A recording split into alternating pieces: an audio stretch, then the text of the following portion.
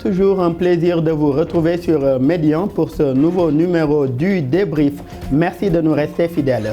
En Gambie, Adama Barrow a remporté le scrutin présidentiel du 4 décembre dernier. Il a été élu pour un second mandat avec 53% des voix exprimées. Un test démocratique réussi, mais il devra faire face à d'autres défis sociaux et économiques. Quelle priorité pour le deuxième mandat du président Adama Barrow? Quelle issue aux recommandations formulées par la commission Vérité, Réconciliation et Réparation? Les développements en première partie d'émission. Au Tchad, la junte militaire au pouvoir a décrété l'amnistie générale pour les opposants et rebelles qui ont été condamnés, notamment pour atteinte à l'intégrité du territoire. Une façon de leur permettre de participer au dialogue national. Toutefois, le FACT dénonce déjà l'exclusion de ces combattants faits prisonniers en avril dernier. Pour sa part, le ministre tchadien en charge de la réconciliation se veut rassurant. Après cette amnistie générale, quelles concessions des rebelles et opposants pour aller vers un dialogue national? Cette amnistie générale, un pas important vers la réconciliation nationale, le développement en seconde et dernière partie d'émission. Pour en parler sur ce plateau, nous sommes avec M. Ousmane Sène. Vous êtes journaliste et directeur de la radio universitaire de Dakar, UCAD FM. Merci d'être avec nous. Merci Daouda et bonjour à tous vos auditeurs et téléspectateurs. Bonjour également à vous. En face de vous, Abdou Karim Diakhaté, également journaliste et analyste politique. Merci Karim d'être avec nous. Merci bien Daouda. Et je reste avec vous, Karim. La présidentielle gambienne, en chiffres, c'est près de 89% de taux de participation, 53% des suffrages obtenus par le président Barrow, 27% obtenus par son principal opposant, Ousseynou Dabo. Quelle lecture faites-vous du déroulement du scrutin présidentiel en Gambie? Écoutez, vous l'avez dit, je pense qu'avec quand même un taux de participation aussi important, 89%, on peut dire quand même que l'élection en Gambie s'est déroulée plus ou moins dans de bonnes conditions, même si par la suite on a vu des développements après. Il faut se réjouir qu'il y ait eu donc ce scrutin présidentiel organisé plus ou moins dans les règles de l'art, parce qu'il n'y a pas eu beaucoup de dénonciations, en tout cas au cours du jeu.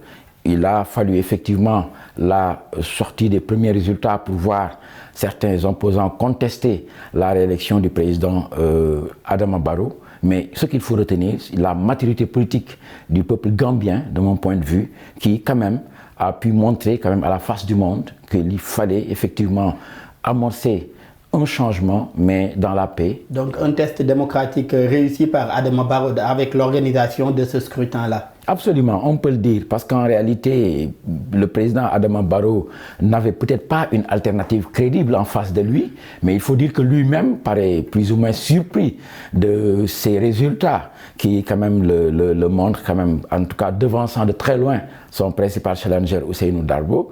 Mais ce qu'il faut retenir effectivement, c'est que la Gambie a fait un pas très important, en tout cas dans dans l'approfondissement de sa démocratie. On reste avec Ousseynou Dabo et je m'adresse à vous, Ousmane. Comme l'a dit tout à l'heure Abdou Karim Diakhaté, dès l'annonce des résultats partiels, on a vu Ousseynou Dabo et certains autres opposants dénoncer ces résultats et les contester. Mais aujourd'hui, pour son deuxième mandat, le président Adama Barrow leur a tendu la main et a promis d'inscrire aussi la jeunesse parmi ses priorités. Aujourd'hui, que peuvent attendre les jeunes Gambiens de ce deuxième mandat du président Barrow? Merci Daouda et c'est un plaisir de partager le plateau avec mon ami Karim Diakhaté. Et je vous dis qu'en Gambie, vraiment, c'est une élection démocratique, mais surtout élection libre et compétitive. Et vraiment, c'est le moment de le saluer avec le taux de participation et le score aussi qui est acceptable. C'est rare qu'on le voit en Afrique où certains ont tapé des scores de près de 89 ou 99%. Là déjà, ça révèle vraiment l'engagement des Gambiens à tourner une certaine page et à aller résolument vers donc, le développement. Et en Afrique, comme j'ai l'habitude de le dire, il y a une incongruité parce que une élection, pour qu'elle soit légitime ou légale, il faut qu'elle soit récusée, on dirait, parce qu'à chaque fois, c'est le même discours, c'est la même rengaine. Mais après, on se réconcilie, ensuite on passe à autre chose. Et surtout, c'est des retrouvailles au niveau du pouvoir. Et déjà, vous voyez, Adama Barrow a trouvé la clé de redémarrage. Il a tendu la main donc à l'opposition et je sais que bientôt, il va pouvoir même les réunir ensuite, les enrôler dans son gouvernement, parce que on appelle au sursaut aussi, c'est souvent qui tombe dans les oreilles du peuple, qui attend et qui évalue, qui juge.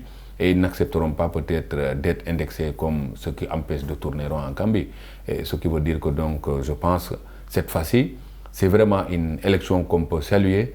Et là, ça montre nettement que les Gambiens ont tiré vraiment les leçons de la crise. Parce que là, on est sorti donc d'une crise. Il fallait vraiment trouver tout de suite donc, une solution rapide et autour de l'essentiel. Mais vous avez également évoqué un problème important. Parce que ce qui a surtout favorisé Adama Barrow, c'est une question donc de génération. C'est la jeunesse qui commande maintenant à prendre le relais. Pour les Darboe et autres, vraiment, ils ont fait près de 3 à 4 tentatives qui n'ont pas marché. Aujourd'hui, je pense que c'est une génération qui est out en termes vraiment de leadership concernant le champ politique en Gambie. Ce qui veut dire que donc, la jeunesse va prendre le relais.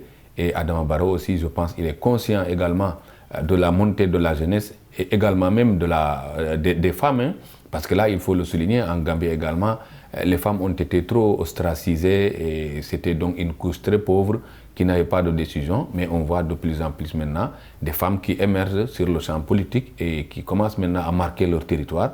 Ça veut nettement dire qu'il y aura forcément un changement et rien ne peut arrêter la machine qui a été déclenchée. Moi, j'ai vu que cet engouement-là, quand vous faites l'évaluation, il y a une forte mobilisation au niveau des jeunes, une forte conscientisation qui a été jouée par la jeunesse. Et là, je pense que ça ne va plus s'arrêter parce qu'en Gambie, je sais qu'on a commencé, mais ça va continuer. Et Barrow a juré qu'il ne va pas donc faire, il va tout faire donc pour limiter le nombre de mandats en Gambie. Et si c'est réussi, je pense qu'on pourra que prendre des dauphins et des lieutenants ultérieurement pour mettre complètement donc out là. Par rapport à ces dauphins et lieutenants, on a comme l'impression également qu'on assiste actuellement progressivement à un rajeunissement même de la classe politique. Parmi les 6 candidats qui ont été validés, le président sortant, y compris Adama Barrow, on a vu Mama Kandeh respectivement arrivé 3e, on a vu Essa Mbaye Fall, Ibrahima Aliou Diamé et bien d'autres candidats. Aujourd'hui, est-ce qu'on n'assiste pas également à ce rajeunissement-là de la classe politique gambienne? C'est en quelque sorte même une renaissance des institutions et de la classe politique.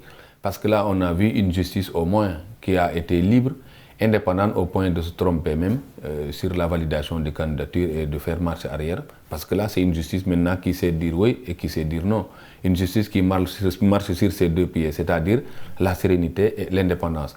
Et là, je pense que rien ne peut arrêter maintenant la machine de la jeunesse parce que ces jeunes candidats-là également, ils ont réussi à avoir la bonne photo qu'on attendait d'eux parce que l'essentiel, c'était de participer pour eux. Parce qu'en vérité, ils n'avaient pas cette assise, cette longue expérience et aussi la possibilité et même les moyens vraiment d'asseoir un électorat sûr et un noyau donc garanti. Mais cette fois-ci, on a vu que désormais, ils ont commencé et je sais que déjà, avec la liberté de presse et le pluralisme médiatique aujourd'hui, ils réussiront encore aujourd'hui à convaincre davantage la jeunesse. Parce que là aussi, il faut noter que la presse aussi, c'est un baromètre de la démocratie. Et en Gambie, elle n'existait plus à un moment donné. Tout le monde vivait en exil. Vraiment, c'était la pression d'autres assassinés. Et présentement, pour confirmer cela, présentement, de plus en plus, on voit des chaînes privées gambiennes qui avaient été fermées par l'ancien régime, qui ont repris du service et d'autres nouveaux médias qui, de plus en plus privés, commencent à naître en Gambie. Des confrères qui regagnent encore la Gambie, qui vivaient en exil depuis. Et pour un petit article vraiment où ce n'était pas une critique, mais c'était plutôt une urgence pour orienter l'action gouvernementale, mais tu pouvais croupir en prison ou même assassiner. On a l'affaire d'Aïda Aïdara encore là. Pour vous dire qu'en Gambie, vraiment, tout le mécanisme de la démocratie était en panne et on a vu qu'on est en train de réhabiliter les institutions. Et Adama Barrow a du pain sur la planche. Je sais qu'il a intérêt aujourd'hui à saisir la justice par rapport au mandat, mais à saisir la justice aussi par rapport à d'autres dossiers. Parce que nous reviendrons d'ailleurs sur ces dossiers-là et les questions des droits humains.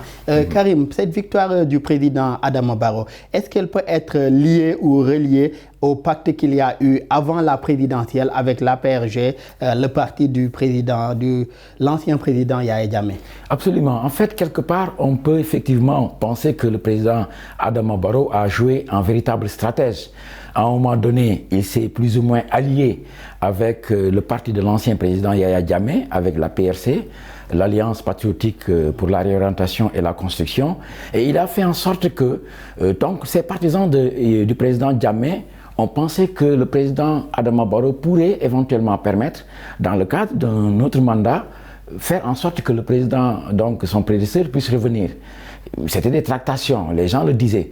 C'est vrai qu'à la fin, on s'est rendu compte quelque part qu'il y avait peut-être erreur sur la marchandise, parce que le président Yahya Jammeh lui-même est intervenu pour demander que ses soutiens aille plutôt vers Mama Kandé, mais toujours est-il que le président... Il envoyait même le numéro 1 du parti. Absolument, justement parce qu'en réalité, il y a eu une cacophonie qui a été plus ou moins suscitée, entretenue par le pouvoir.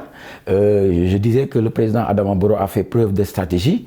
Il a fait jouer donc cette tendance, pensant que, en fait, les gens ont pensé effectivement qu'il allait certainement réhabiliter, entre guillemets, le président Yahya Jammeh pour lui permettre de revenir, mais les gens étaient également suspendus à l'annonce véritablement des résultats, des conclusions de la commission par rapport donc aux exactions qui ont été faites. Et il est évident. Des conclusions qu'il a reçues d'ailleurs avant. Qu'il a reçues au mois de septembre, qu'il a reçues, et il s'est donné 6 mois pour pouvoir prendre une décision. Donc vous voyez qu'il a suffisamment de champ libre pour éventuellement anticiper sur une action. Mais toujours est-il qu'il a profité effectivement de ce flottement pour se constituer quelque part un électorat qui lui était favorable, parce que vers la fin, quand le président Yahya Jammeh a demandé que ses soutiens aillent vers Mama Kandé, il a été incompris. Je le rappelle, est arrivé 3e. Donc est-ce que Yahya Jammeh n'a pas joué un certain rôle, ou bien son parti? Mama Kandé est arrivé 3e de la présidentielle, Barrow est arrivé 1er à remporter le... En réalité, Mama Kandé a plutôt desservi Ousseynou Darbo. Parce que s'ils s'étaient tous alliés avec Ousseynou Darbo, certainement que le président Adama Barrow ne serait pas réélu.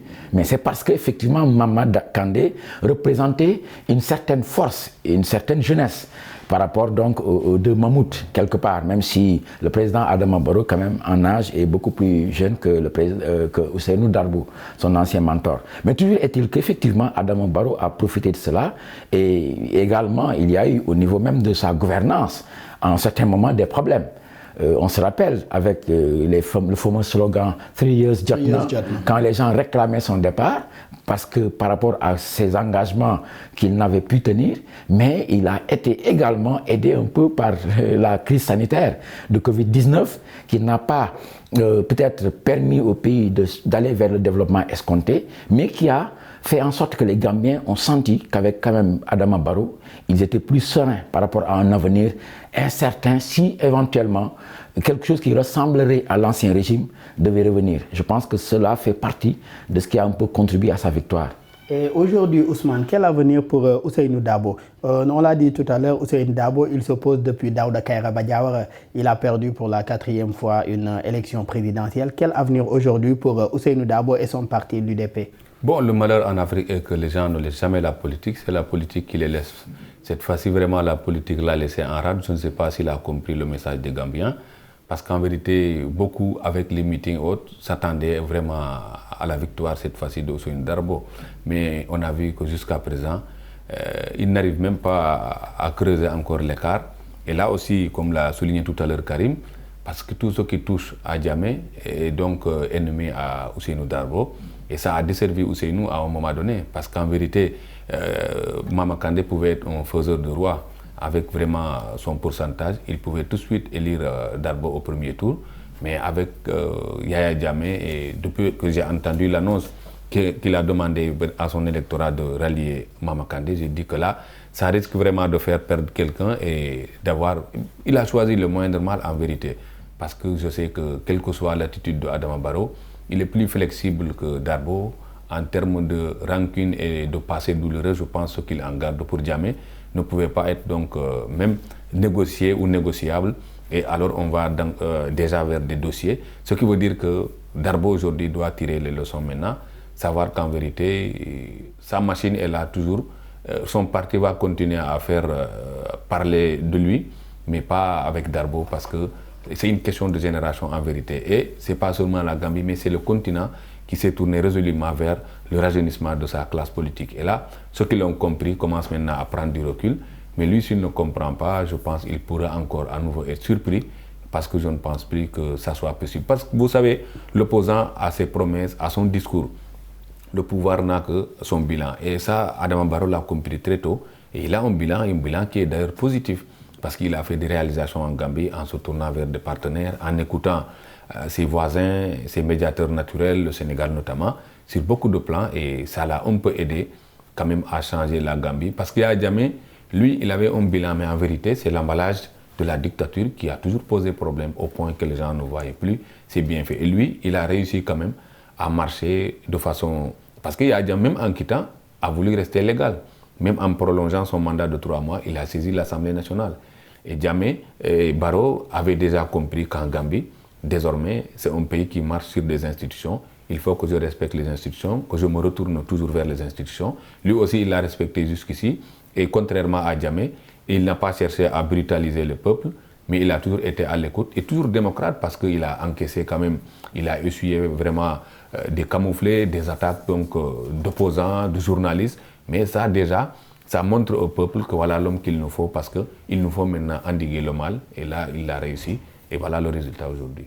Et aujourd'hui, est-ce qu'on pourrait s'attendre à voir Barrow, d'abord autant pour moi, jouer aujourd'hui cette position de sage-là, puisque c'est aujourd'hui le doyen de la politique en Gambie. Est-ce qu'on pourrait le voir travailler main dans la main avec Adama Barrow, comme on l'avait vu en 2016 après l'élection de ce dernier? Même si ça ne vient pas de Barrow, ce sera des conseils qui viendront donc de l'extérieur, de l'opinion internationale, et parce que c'est une manière donc de stabiliser la Gambie une fois pour toutes, parce que le pays quand même a fait encore bonne mine vraiment au plan de la démocratie. Et maintenant, pour que ça soit complet, il faut vraiment inviter tout le monde donc, au débat, inviter tout le monde également à la gestion.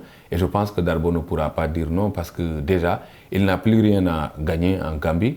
Et son refus peut-être peut être synonyme aussi de perte parce qu'en vérité, le peuple l'attend sur ce tournant. Est-ce qu'il a perdu? Est-ce qu'il sera un bon perdant maintenant?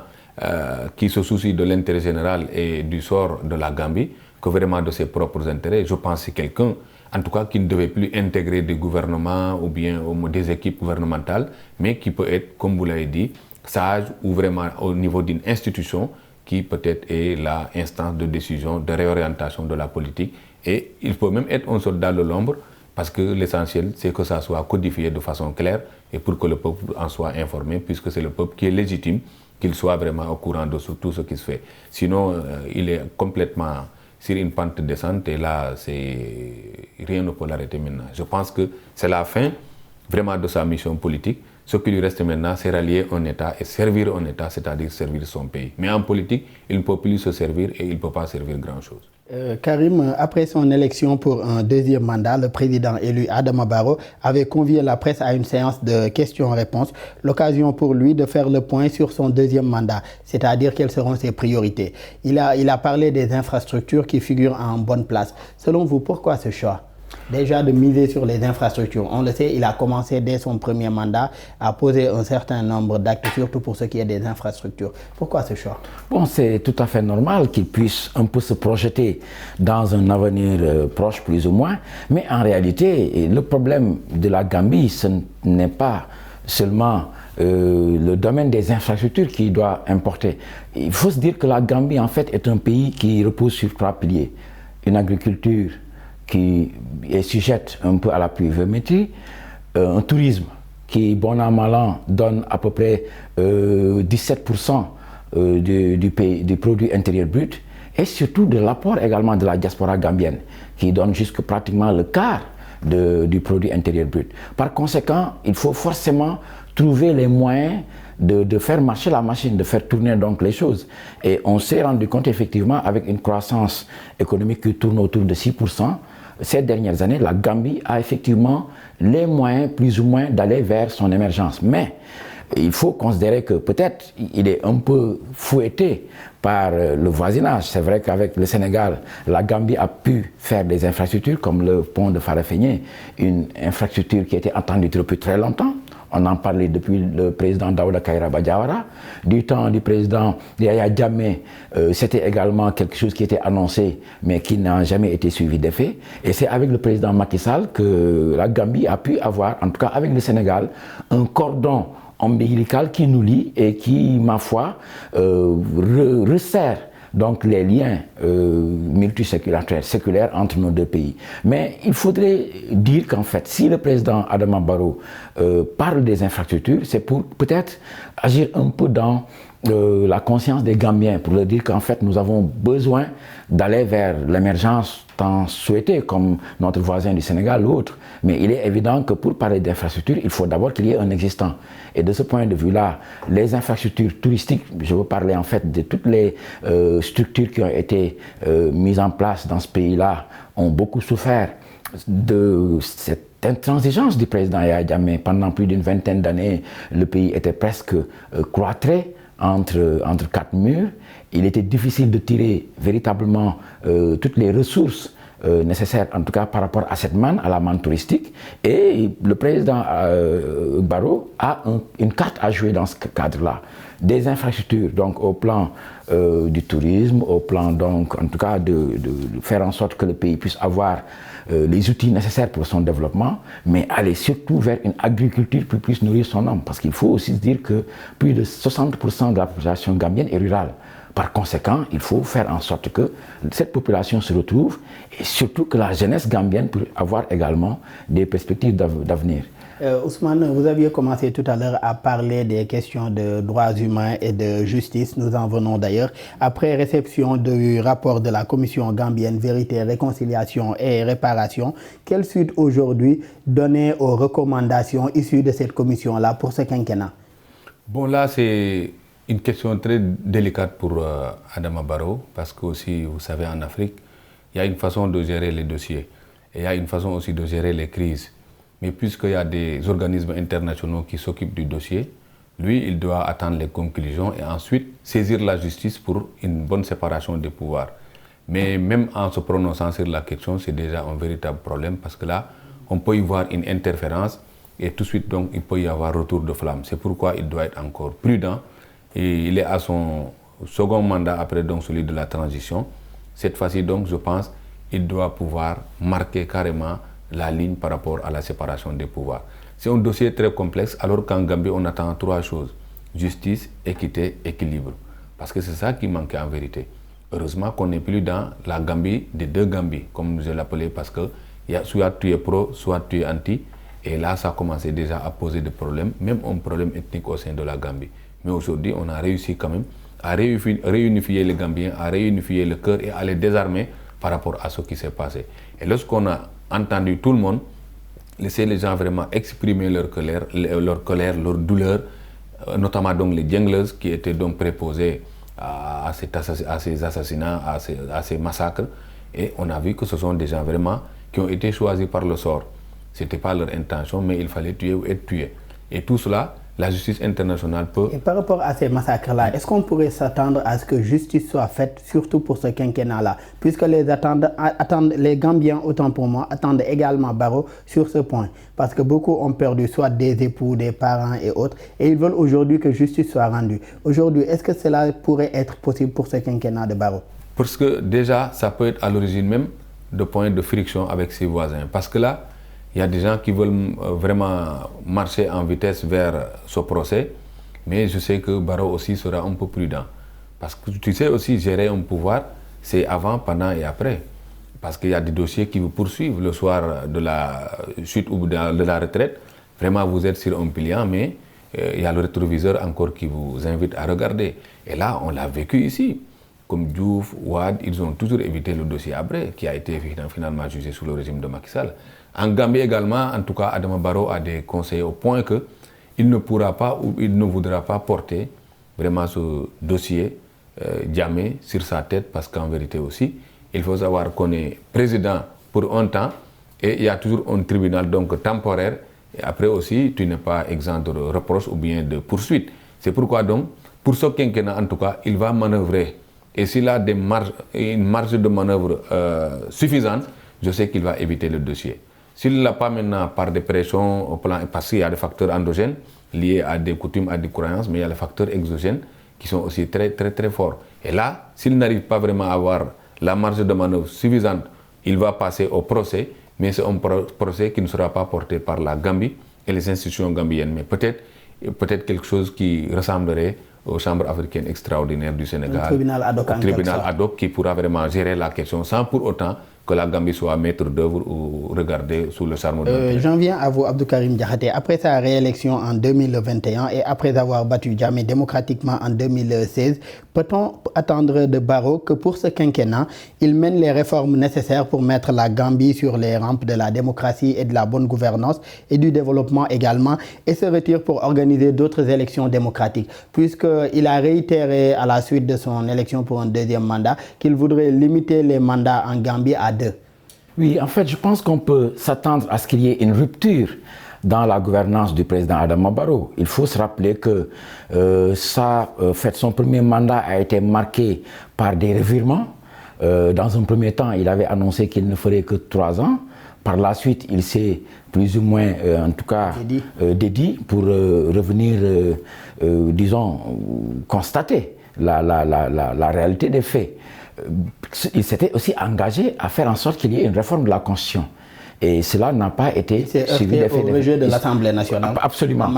D'autant plus qu'effectivement, il n'a pas la majorité à l'Assemblée nationale. Donc tout ça pour dire qu'en fait, c'est une situation qui va continuer. Parce qu'il n'a toujours pas la majorité justement à l'Assemblée nationale. Mais je pense qu'il va tirer peut-être des leçons donc de ce passé récent pour amorcer en tout cas des changements allant dans le sens d'une plus grande ouverture et éventuellement manœuvrer de manière très habile, comme l'a dit Ousmane, pour un peu éventuellement aller vers, en tout cas, des retrouvailles entre tous les Gambiens. Karim, aller vers des retrouvailles entre tous les Gambiens, c'est également ce que veut Mahamat Idriss Déby, le président de la transition tchadienne. Et ce sera en deuxième partie d'émission. On se retrouve juste après. De retour sur ce plateau de Midi 1 pour la seconde et dernière partie du débrief, et je m'adresse à vous Ousmane Sène. L'amnistie était une requête des différents groupes rebelles tchadiens et opposants exilés également, comme préalable à un dialogue national inclusif. C'est aujourd'hui chose faite. Quelle lecture faites-vous de cette concession du président de la transition tchadienne, Mahamat Idriss Déby? Moi, je n'étais pas du tout surpris parce que aussi Mahamat Idriss Déby aujourd'hui a réussi là où beaucoup ont échoué, en tout cas, c'est-à-dire la capacité de dépassement. Parce qu'on a vécu des choses beaucoup plus terribles que dans le passé, et il a réussi aujourd'hui à tendre la main à tout le monde. Et là aussi, le peuple tchadien ne devait pas être beaucoup plus élégant, beaucoup conciliant que le général Mahamat Déby, parce qu'il est à la tête du pouvoir, le peuple tchadien l'a accepté, alors que c'était moins évident avec les circonstances vraiment de son arrivée et de la mort de son père. Et là également, moi je dis enfin, bientôt le bout de tunnel dans la longue marche du Tchad vers la paix. Parce que n'oubliez pas, depuis 1966, le Tchad est sous la coupe des rebelles, des rébellions, hein, avec le Frolina à l'époque, le Frolina, qui était donc le Front pour la libération nationale du Tchad. Et déjà en 73, 74, on a vu l'intervention des forces étrangères, notamment la France, qui a participé à des combats. Et tout cela a marqué tellement le peuple tchadien qui voulait toujours sortir vraiment de cet engrenage, hein, de cette ceinture de feu, mais il n'y avait pas moins. Cette fois-ci maintenant, Idriss Déby, en tant que chef de guerre également réputé, et qui avait quand même aussi de bonnes relations avec certaines puissances, il a réussi à repousser des attaques rebelles. En 2008, Karim, hein, oui. Il y a eu 2 attaques entre 2000 et 2010, oui. Et les gens étaient presque aux portes du palais à N'Djamena. Et là donc c'était une situation difficile, infernale, que vivait le pouvoir, mais également le peuple tchadien. Aujourd'hui, maintenant qu'on a quelqu'un très jeune et qui est tourné aussi vers la paix et qui tend la main à tout le monde, je pense que cette fois-ci, le Tchad ne doit même pas hésiter. On doit directement... Parce que dans la gestion aussi, c'est ça. Il y a des moments où les choses basculent. Il faut aussi savoir qu'il y a des moments où c'est la fin de la tempête, vraiment retrouver la paix, mais on ne fait pas la paix seul, on le fait donc avec des interlocuteurs, des adversaires. Et là, si les adversaires acceptent vraiment la main tendue, on peut s'attendre vraiment à une meilleure situation au Tchad, parce que récemment, on a vu même avec l'affaire de la Centrafrique, le Tchad qui voulait se sécuriser un peu, mener des patrouilles, mais une dizaine de soldats ont été exécutés sur le groupe Wagner qui a été indexé. Tout cela a marqué tellement les Tchadiens que vraiment c'est des gens tournés résolument vers la paix. Et puisque ça vient maintenant de l'instance suprême du président de la République, Je pense que cette fois-ci, c'est un appel qui sera entendu et peut-être on peut faire la concorde et retrouver carrément la paix. Et Karim, par rapport à cet appel du président de la République, l'amnistie concerne 257 personnes. La liste devrait être revue jusqu'à 296 qui avaient été condamnées pour des faits d'actes de terrorisme, de complicité de terrorisme, de recrutement et d'enrôlement de mineurs dans les groupes armés. Et 39 autres ont été condamnés pour des faits d'atteinte à l'intégrité de l'État et des délits d'opinion. Quelle est selon vous la prochaine étape après cette amnistie générale? Bon, mais il faudrait d'abord commencer par dire, comme l'a souligné d'ailleurs Ousmane, que c'est parce que le Tchad a une longue tradition d'affrontement, je ne dirais même pas interethnique, en tout cas de rébellion, d'attaque, de contre-attaque, donc de groupes armés qui s'affrontaient, que cette situation a évolué dans le sens que l'on sait actuellement. Si le président Mahamat Idriss Déby a senti l'urgence de mettre en place, en tout cas ce cadre de concertation, ce dialogue pour aller vers une paix définitive quelque part, forcément on devrait passer effectivement par cette amnistie générale. Vous l'avez rappelé, il s'agit de 296 personnes. Bon, certains parmi les gens qui en tout cas vont bénéficier de cette amnistie ont eu à mener des attaques contre même l'autorité de l'État. Certains ont tenté un coup d'État en 2019 contre le président Idriss Déby. Mais il faudrait dire également que le président Mahamat a un peu marché sur, en tout cas, les traces de son défunt père, parce qu'Idriss Déby, juste avant sa réélection, avait déjà amorcé cette même dynamique. Vous vous rappelez, Abdelkader Mahamat, plus connu sous le nom de Babalade, qui était un chef de guerre en Centrafrique, actuellement fait chef de renseignement, qui est le chef des services de renseignement du Tchad, il était un chef de guerre. Et des gens comme lui, il y en a encore qui sont entre la frontière entre le Tchad et la Centrafrique, ou même pour certains en territoire centrafricain. Mais avec, on l'a dit tout à l'heure, ce que la Centrafrique est en train de faire dans son pays, il y a donc une poussée vers le nord, donc vers le Tchad, sans compter également tous les groupes qui sont au niveau du Soudan, et la situation également en Libye aidant, des groupes sont descendus vers le sud, comme le FACT, le Front pour l'alternance et la concorde au Tchad. Mais je pense que, si vous voulez, la prochaine étape, attendons d'abord de voir la concrétisation de ce processus-là.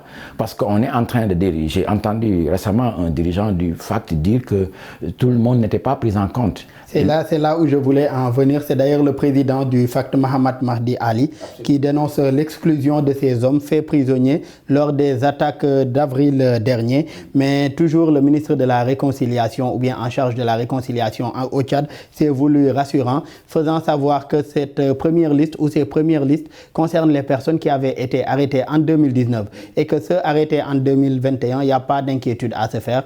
Les choses suivront leur cours. Aujourd'hui, quelle lecture faites-vous de cette situation-là, ou bien de la réponse du ministre aux dirigeants du FACT? Mais parce qu'en réalité, c'est la situation particulière de Mahamat Mahdi Ali qui dérange. Parce qu'il faut se rappeler que c'est son groupe qui est, disons, suspecté d'avoir mené l'attaque disons, meurtrière contre le président Idriss Déby. Par conséquent, certainement, c'est une plaie qui ne va pas être pensée très vite. On parle de lui, mais prenons le cas du président de l'Union des forces pour la démocratie et le développement, Mahmat Nouri, qui est actuellement en France. Mais pour son cas précis, il n'y a pas de problème. S'il s'engage effectivement à revenir, il n'y a pas de problème. Prenons le cas de Timan Erdimi, également qui a fait 12 ans au Qatar. Le chef de l'Union, le neveu du président Déby, de l'Union donc des forces de résistance du Tchad, mais ce sont autant de groupes qui sont d'accord pour venir à N'Djamena discuter donc avec le Conseil militaire de transition. Mais je pense que ce sont des actes qui sont posés. Il faudrait y aller à pas compter. Disons, y aller par étapes, parce qu'il est évident que, c'est vrai, on parle de réconciliation du peuple tchadien, mais il faut aussi ne pas oublier qu'il y a derrière tout ça, en tout cas des déchirures. Il y a eu des moments très difficiles qu'il faut essayer de régler dans le cadre, en tout cas d'un dialogue inclusif. Il est évident que les choses ne vont pas être très faciles, mais comme le président Mahamat Idriss Déby a eu l'ingénieuse idée en tout cas d'aller vers le sens de retrouvailles les plus larges possibles, je pense qu'on peut effectivement espérer des lendemains meilleurs pour le Tchad. Ousmane, par rapport à cette position du président Mohamed Idriss Déby, déjà c'est un premier acte fort vers la réconciliation, cette amnistie générale-là. Mais pour ce qui est des rebelles et autres exilés, autres opposants exilés, aujourd'hui, qu'est-ce que l'État ou bien qu'est-ce que la junte militaire au pouvoir peut attendre d'eux comme gage de leur bonne foi? L'État a déjà fait, ou bien le gouvernement de transition a déjà fait des concessions avec cette amnistie générale. Mais qu'est-ce qu'on peut attendre demain ou bien aujourd'hui des opposants et des rebelles? Oui, là, parce que là aussi, c'est des gens qui ont vécu en exil, qui ont été hébergés et qui peut-être commencent même à obéir à l'œil et au doigt, hein, donc par rapport à l'autre. Qu'est-ce que leur hôte va dire, qu'est-ce que leur hôte va... Parce que n'oubliez pas que c'est une question d'enjeu. Mohamed Idriss Déby sait qu'il y a un véritable problème d'enjeu et les mêmes enjeux qui engagent le Tchad vers la voie de la paix engagent aussi les autres puissances vers peut-être une vitesse contraire pour au moins garder la dépendance et un peu essayer de se faire écouter par Mohamed Idriss Déby. Parce que s'il y a la paix au Tchad quand même, on va vers le développement. Et ça n'arrange pas tout le monde parce que là aussi, il y a toujours la question des ressources et autres. Et là, la redistribution, d'abord, dépend de la paix et de la stabilité. Mais s'il a la paix et la stabilité, il ne reste plus qu'à travailler le pays. Tout cela, donc, il a des voisins. Et Mohamed Idriss Déby, c'est quelqu'un aussi qui sait payer la rançon de ses projets. Parce que déjà, il a hébergé François Bozizé. Et vous savez qu'une bruit de bottes à la frontière centrafricaine, c'est déjà un danger pour le Tchad. Peut-être qu'il veut tout sécuriser. Et au-delà même des problèmes du Tchad, il y a la question sécuritaire. Il ne peut pas être sur plusieurs fronts parce qu'il a déjà vécu une situation difficile avec le FAC. Il sait que si ça revient, peut-être, ça peut avoir des conséquences fâcheuses. Et rappelez-vous, tout ce qui détruit le Tchad, d'habitude, ça vient de l'extérieur. C'est des rébellions nourries soit du côté du Soudan, hein, mais de la Libye. C'est toujours donc de notre pays qu'ils sont armés et qu'ils arrivent avec force. Vous vous rappelez à l'époque... Par rapport à cette situation-là, qu'est-ce qu'on peut attendre de ces rebelles et autres exilés aujourd'hui comme concession? Non, vous avez aussi appel à un sursaut national. Si vous êtes patriote, vous ne pouvez que répondre à cet appel. Mais c'est des gens aussi qui vont poser des conditions. Est-ce que maintenant le régime va accepter les conditions posées par les uns et les autres? Mais ils avaient posé des conditions, Ousmane, et c'est ces conditions-là qui sont en train d'être satisfaites, à savoir l'amnistie générale, figurer en bonne place parmi ces conditions. Ils ne peuvent pas poser des conditions qui sont en train d'être satisfaites, d'autres étudiées, ils en posent d'autres encore. Ils vont en poser d'autres parce qu'en vérité aussi, n'oubliez pas qu'ils ne reviennent pas au Tchad aussi pour croiser leurs bras. Ils viennent pour continuer soit une vie politique, soit une activité politique. Et là aussi, il faudra que les termes soient clairs. Parce qu'en politique, on ne codifie pas pour l'éternité. Il faut qu'il y ait des garanties pour ces gens. Ils seront en paix au Tchad, mais est-ce que ce sont des gens qui viendront finir leur jour au Tchad ou bien continuer leurs activités au Tchad? Parce que c'est ça le problème en général. D'ailleurs, tous ceux qui gagnent le pouvoir, dans l'euphorie, en général, ils tendent la main à tout le monde.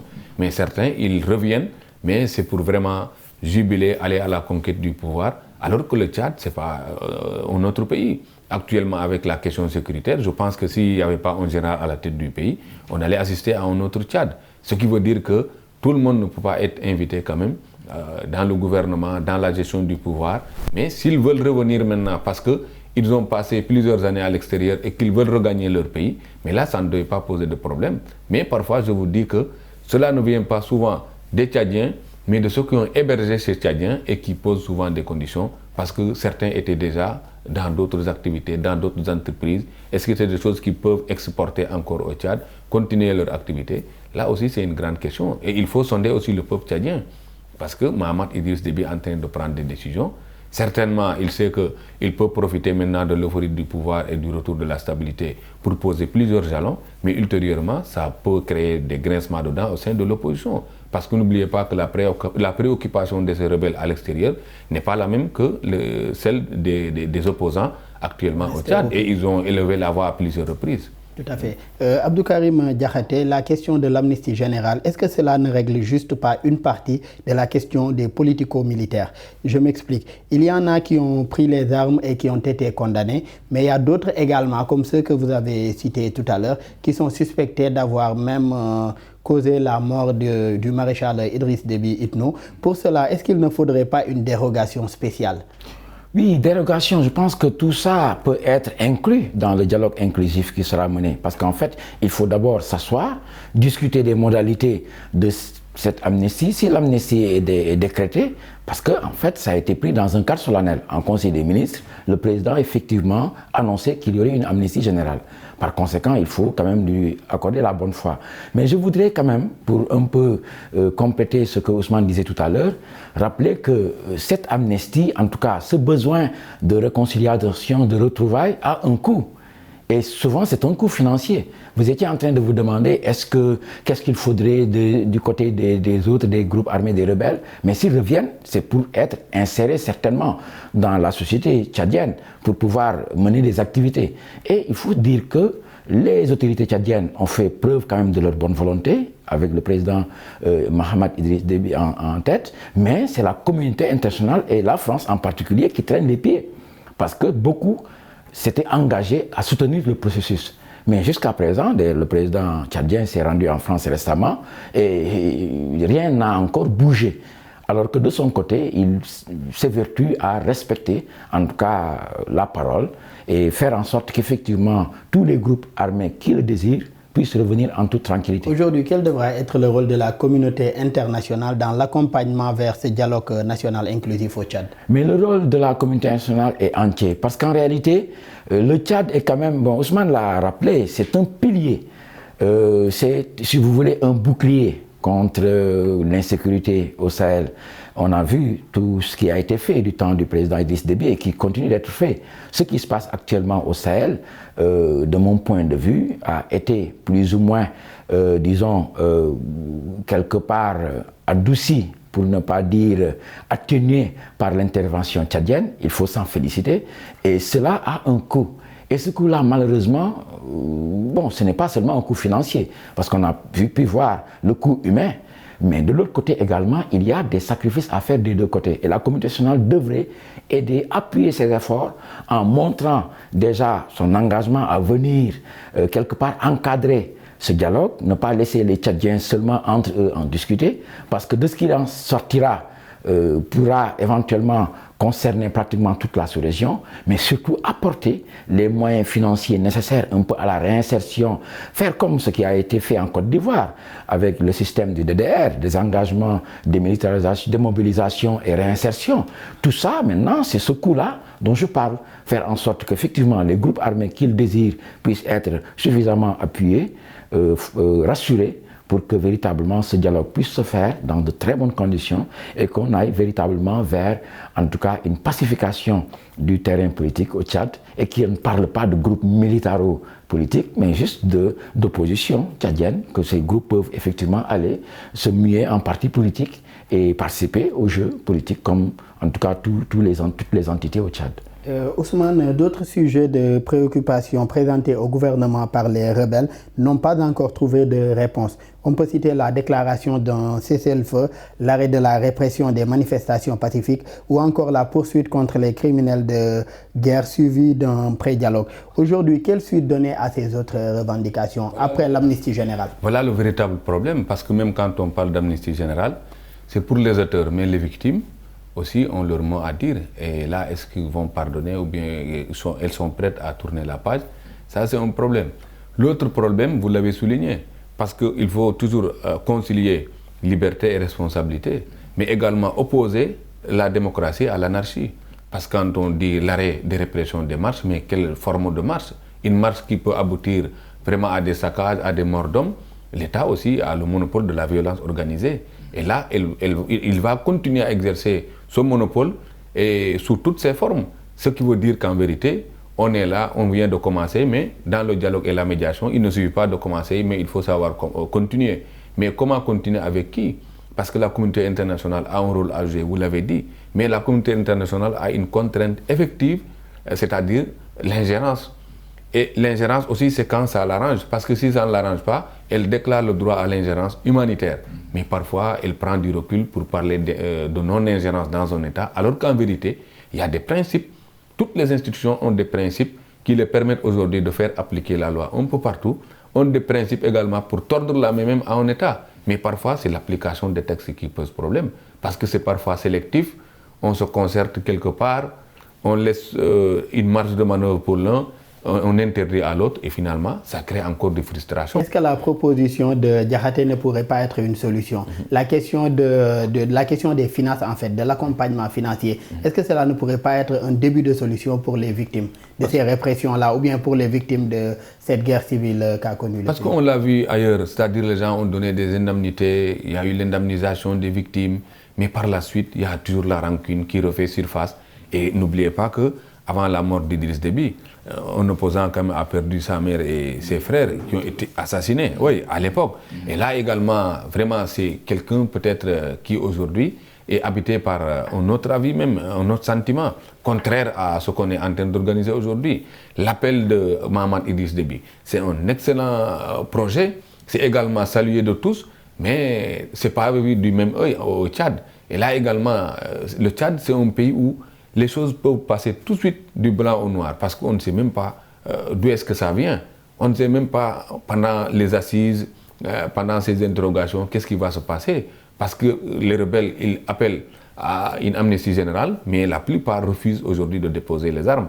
Et des armes d'ailleurs dont ils ne sont pas propriétaires souvent. Parce que où sont ces armes? Qui fournit les armes?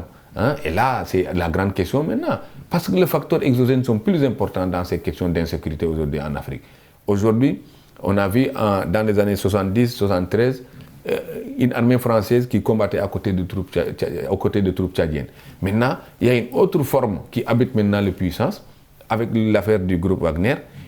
C'est une puissance qui n'est pas présente.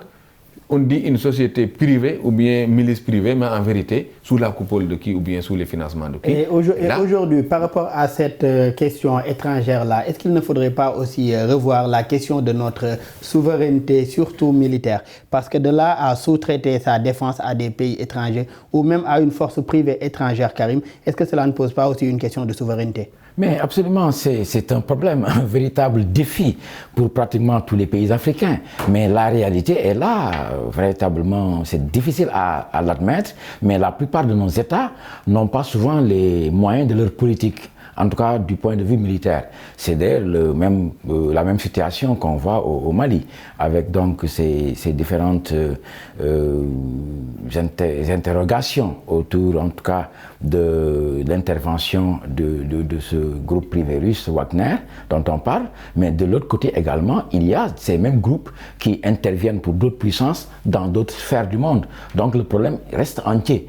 Maintenant, pour ce qui est de l'Afrique, de notre zone, on a des défis sécuritaires qui sont tellement prégnants que véritablement nos États doivent prendre le taureau par les cornes et faire en sorte que toutes les bonnes initiatives qui sont menées dans le sens d'une mutualisation des forces soient véritablement menées à bon escient pour qu'on ait des armées suffisamment fortes, des forces de défense et sécurité suffisamment fortes pour contrer la menace terroriste et aller vers le développement escompté. Et je reste avec vous, Karim. Ce dialogue national inclusif en vue au Tchad ne pourrait-il pas également constituer pour Mahamat Idriss Déby un prétexte pour se maintenir au pouvoir et se présenter après pour la présidentielle prochaine à l'issue de la transition? Écoutez, je pense que le CMT a été quand même assez clair dans en tout cas pour la transition par rapport au schéma qui a été tracé et dont l'Union africaine et la communauté nationale, disons, ont plus ou moins accepté un peu les contours. On sait que c'est une transition de 18 mois, mais 18 mois renouvelables une fois seulement. Essayons de voir par rapport un peu à l'évolution. Mais à l'issue de ces 18 mois renouvelables-là, la charte également de la transition tchadienne ne lui interdit pas demain de se représenter en tant que candidat. Et lui également ne l'exclut pas puisque une fois il a été interpellé lors d'une conférence de presse, il a fait savoir que pour l'avenir, il s'en remettait à Dieu. Donc c'est une sorte de ni oui ni non comme réponse. Absolument, dans la mesure où justement ce qui l'intéresse, ce qui l'importe, c'est faire en sorte qu'il y ait ces retrouvailles donc de tous les fils du Tchad autour de l'essentiel. Je pense que c'est ça un peu le projet du CMT. Maintenant, la transition est en train de se dérouler. Si effectivement il y a donc tout ce dialogue inclusif, ces retrouvailles, ce n'est pas un processus qui va être mené en quelques mois. Cela va certainement durer peut-être un an et demi, voire 2 ans. Par conséquent, je pense qu'il a les coups de France pour manœuvrer à son aise. Et par rapport à cela, ce dialogue national inclusif vers lequel veut tendre le pays aujourd'hui, Ousmane, quel rôle pourrait jouer la diaspora tchadienne, qui est également une diaspora très dynamique, que ce soit sur le plan politique comme économique? Quel rôle de la diaspora tchadienne aujourd'hui dans ce dialogue national inclusif? Parce qu'en écoutant la diaspora, souvent, donc, on note qu'il y a vraiment encore une haine, de la rancune, et cela n'arrange pas toujours les choses. Et avant, avec même l'existence des médias classiques, c'était facile à contrôler, mais aujourd'hui qu'on est sur les réseaux sociaux, vous entendez de ces déclarations et peut-être ils sont porteurs d'un message d'un peuple ou d'un groupe, ce qui veut dire que vraiment il y a beaucoup de choses à faire dans ce sens. Et vous parlez de la question de la souveraineté, mais ceux qui sont à l'extérieur commencent même à saper vraiment la stabilité au niveau du Tchad à partir de leur discours. La question de la souveraineté. Mais aujourd'hui, il y a un problème de financement. C'est comme si vraiment l'Afrique est délaissée, abandonnée, parce qu'il y a déjà des armées formées, professionnelles, mais qui n'ont pas les moyens de la guerre. Et pourtant, depuis 1978, vous avez vu la FINUL, la Force intérimaire des Nations Unies au Liban, toujours financée par les États-Unis et l'Union européenne, mais jusqu'à présent, l'Afrique tarde à être financée sur ce plan. Et cette diaspora aussi se trouve en Europe. Il n'y a pas moyen vraiment de mettre un terme à ces discours qui commencent à saper même le moral au niveau du Tchad, notamment des troupes et du peuple. Et là, donc, c'est encore un cheveu dans la soupe qu'il faut tout de suite extraire. Mais par quel moyen? Et là, je sais que même avec leur message, ça influe largement sur les décisions de ces personnes qui vivent en exil.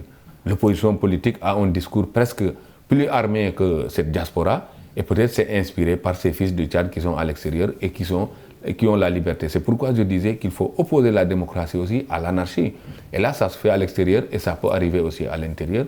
Ce qui veut dire que vraiment, l'avenir est prometteur, mais pourvu que les Tchadiens soient vraiment conscientisés et pourvu aussi qu'ils soient à la hauteur de cette mission qui leur est confiée, parce que c'est une véritable mission. Pour la première fois, l'appel a été lancé par Idriss Déby.